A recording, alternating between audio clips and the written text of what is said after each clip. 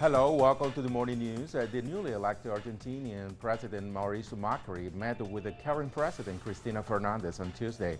According to local media, the meeting lasted around 40 minutes. Fernandez congratulated Macri for his victory, but clarified that nothing will change until he takes office on December 10th. Prior to the meeting, Macri had announced that he would request the resignation of key officials. And the critical debate TV show, popular in Argentina's public broadcasting company, will be cancelled when Mauricio Macri takes office. The controversial measure was announced by Macri's next culture minister. The show, titled 67A, has been highly critical of the elected president and his main allies. And losing candidate Daniel Scioli held a rally Tuesday in La Matanza. Scioli told his supporters he will continue to participate in politics and will not back away after the election's result.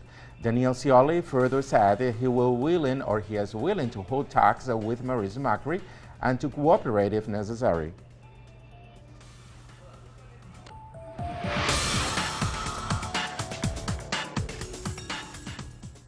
A key meeting took place in El Salvador. Central American countries are seeking a solution to a looming Cuban migrant crisis. The meeting concluded with the delegates agreeing to call on the United States, Cuba, Ecuador, Colombia, and Mexico to find a joint solution to the crisis. And still in Central America, human rights organizations have raised concerns regarding the growing number of child abuse cases in Honduras. Our correspondent Gerardo Torres has more. The Honduran General Prosecutor's Office presented a report that alerts of an increase in child sexual abuse cases reported this year, 444 cases until July of 2015, which is almost twice the number of cases reported until July last year. The majority are sexual violations with 135 cases and other sexual crimes such as sexual harassment and children pornography.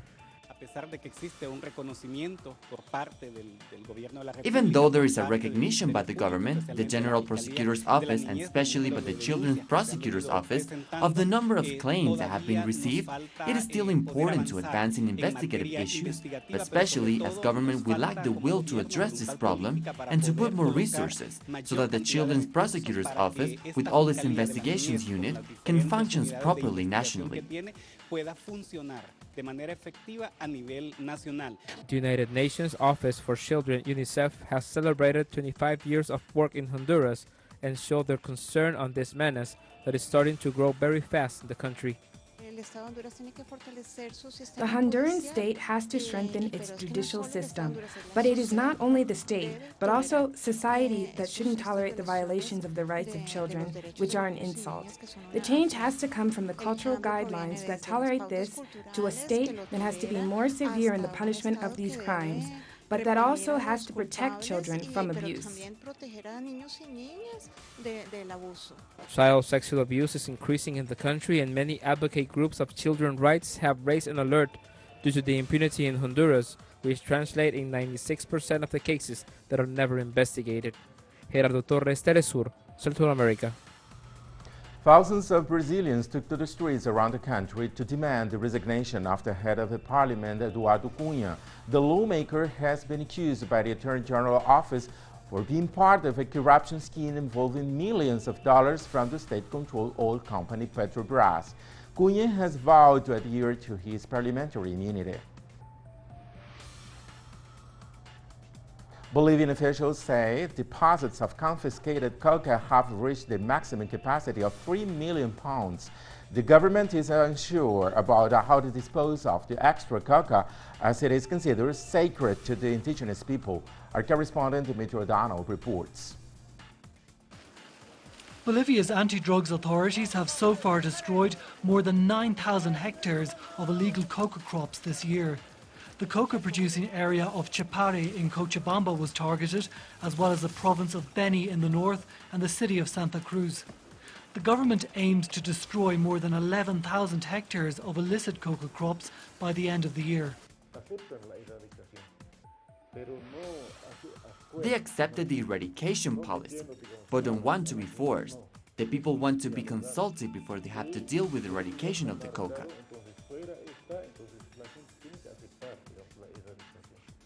Every day, coca farmers come from all over the country to sell their produce at markets like this one.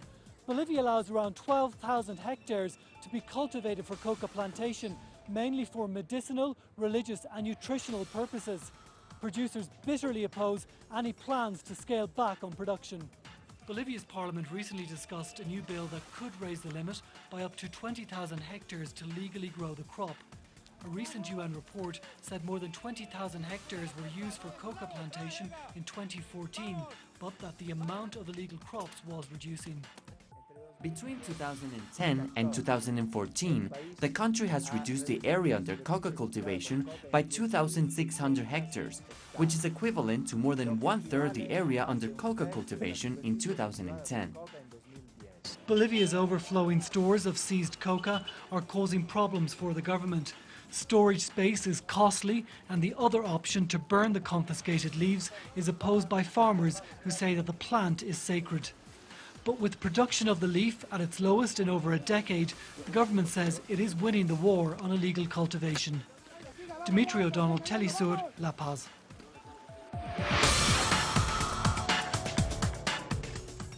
After Turkey downed a Russian fighter jet conducting air raids in the Syrian border, President Vladimir Putin announced that one of the soldiers was rescued alive.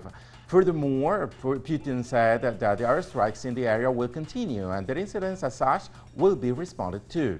Meanwhile, Prime Minister Dmitry Medvedev revealed Turkish officials are linked to the ISIS group through oil trade.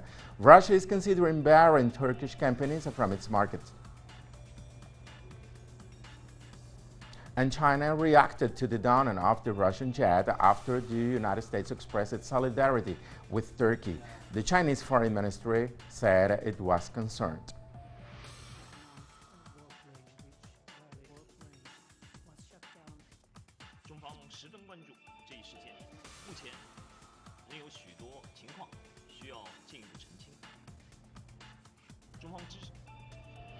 The Tunisian government has declared a state of emergency after an explosion tore through a bus carrying members of the president's security guard. The explosion killed 12 people and injured another 20. The state of emergency is set to last for 30 days. Officials believe that the explosion was caused by a suicide bomber.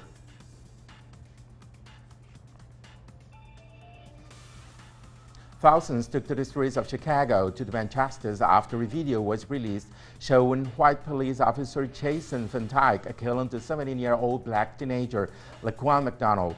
The protesters expressed their outrage at police racism and brutality.